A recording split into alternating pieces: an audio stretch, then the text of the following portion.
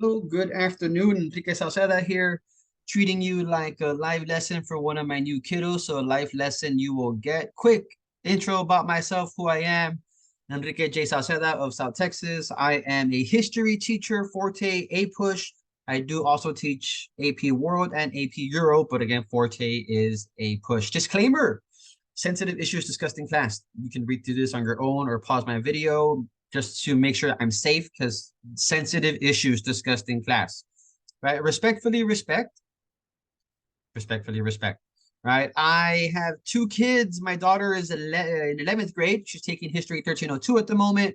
My son is a third grader and he loves Nerf and battles, and they're my kids, and I am a real person, not a computer, right? I'm an 80s kid. My local high school, I played piano in high school. I ran cross country and track. I still run. I try to weekly, bi-weekly, I track. I got my associates in 09, my bachelor's in 2012, and I earned my master's degree in 2019. Once I got my master's degree in 2019, I switched from AP US history to dual credit US history. That comes at the end, right? I'm a huge San Antonio Spurs fan because I saw them win all 5 rings. I am a PlayStation fan, not Xbox. I love Final Fantasy games. I love Star Wars games, and I'm a low-key Tennessee Titans fan. I'm in my 12th year as a history teacher. I'm also in my 9th year as an AP reader for College Board. I've graded over 8,000 essays. In 7 years, I took 2 years off, one in between. I've graded over 5,000 SAQs, 2,500 LEQs, and 1,500 DBQs. Lots of headaches. I'm in my 5th year as a dual credit instructor as well, and I've been an online tutor for about 8 years now. I've had about 50 kids, give or take, online take the test with an average score of 4, mostly 4s. I get a whole bunch of 5s, a few 4s, and your occasional 3s. Occasional 3s. So for this lesson, I'm actually going to do a quick era review for you all. As we know, U.S. history is broken down into era, or history overall, right? It's broken down into eras. I use this eras repetition drill to learn eras throughout U.S. history. Once we master eras, we move on into wars or conflicts, however you want to see it. After wars, I will add amendments. These are items that always come out on APUSH.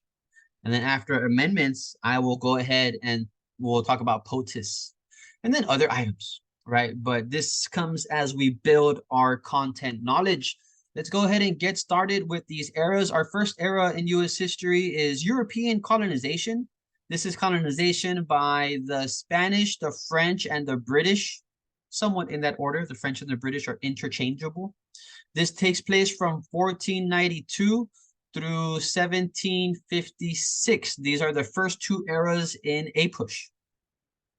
After that, we enter what I have turned into the Revolutionary period, not just the American Revolution, right? But we have political revolutions. There's a transportation revolution, industrial revolution, agricultural revolution, communication revolution, revolutions galore at the end of the 18th century through the early 19th century.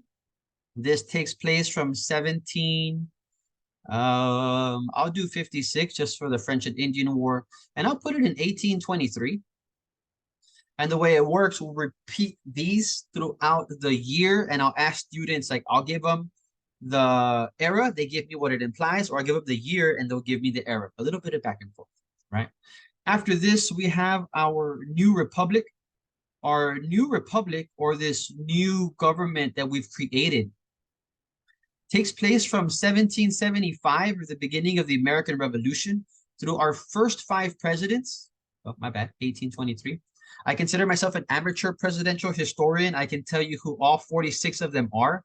It's a little game I like to play. So like, pick a number, 1 through 46. I'll tell you who's president, type of thing. I think it's really fun. Kids try and stump me. Some presidents I don't know off the bat. Some of them I do. Right, but that's something for later. All right. After this new republic, we enter what is known as Manifest Destiny, or the completion of the map of the United States from coast to coast. Manifest Destiny.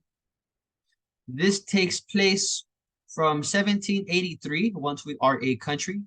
Technically speaking, it's from 8 or through 1848, but we have some more Manifest Destiny issues, items that take place around 1900. Sorry, my mouse is giving out.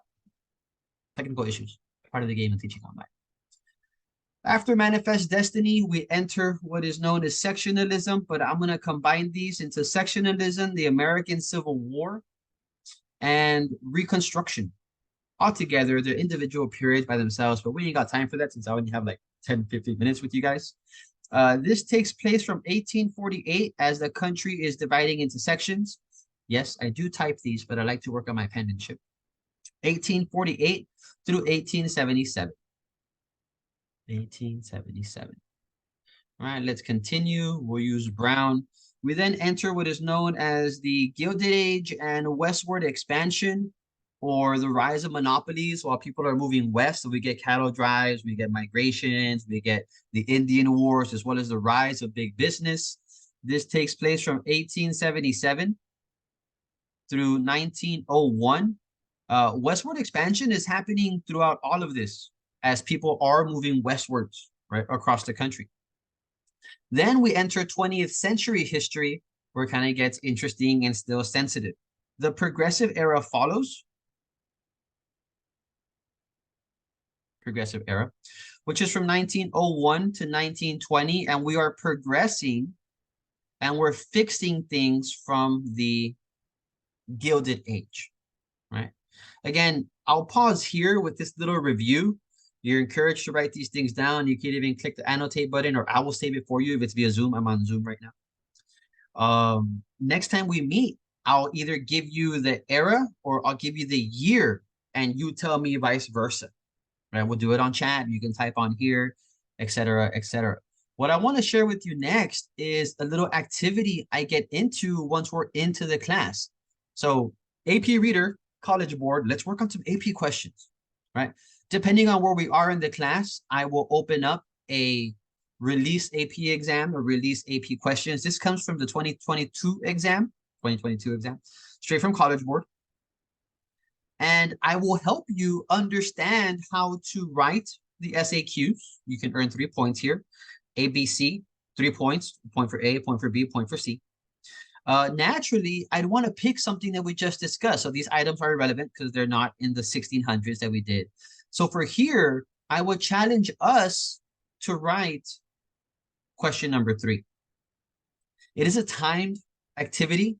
So we get 10 minutes or 3 minutes per letter.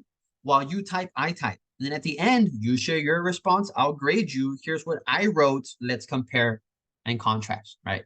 And this 1492 to 1763 is European colonization, right? And it's in there, right? European contact, European contact, European contact. As we move on through the year, I'll continue breaking this down for us. We'll then learn how to write and answer a DBQ. I've graded over 1,000 of these. Oh, DBQs. I'll teach you how to analyze the documents, how to earn points. You can earn 7 points for the DBQ. It just changed scoring guidelines, so it's easier to earn points now for DBQs. Chat notification. My bad. We're almost done here either way. And then the LEQ or the FRQ is where it's a little bit tougher. You don't have information to write or answers given to you with the document-based question. You have to know your content. And for us, again, because of what we just studied, let's work on question number 2. Now, as we learn to write these essays, I will ask and have different writing drills, right? First, we'll work on thesis building. Next, let's work on context. Next, let's work on evidence. I don't want sentences, I want bullets. So in a thesis, actual sentence, right? Give me a thesis statement. I'll show you how to write one if you don't know one. Context is the ability to make connections across time periods. So with context connections, I'll typically ask for a before connection, a during connection, and an after connection. This will help earn the analysis and reasoning points for the actual score. You get 6 points for the LEQ, you get 7 points for the DBQ, and 3 points for the DBQ. Sorry, SAQ. This is 60% of the test. So as an AP tutor, we will work a lot on writing, which is irrelevant if we don't have content. So content and then writing. The other 40% of the exam is multiple choice, which is content-based. Now, it doesn't matter how good you do in the multiple choice. You can get a perfect score and still fail the test. Right? Writing is where it's at. I've graded plenty of essays to help you earn these 3s, 4s, and 5s. 5s is what we want. Very doable. In my Hispanic culture, the word is ganas, the will, desire, drive, determination that moves you. If you have the ganas, I have the expertise. Put us together and hell yes, we're going to pass. How bad do you want that 5? Right. I hope this is what you're looking for in a tutor, at least an APUSH tutor specifically. Let me know if you're interested. I'd be more than happy to showcase my expertise, give you a demo lesson, and then who knows, maybe hire me for the year to earn that 5. Be good, be well. Thank you very much for this mini lesson I have shared with you. You have a great rest of your day.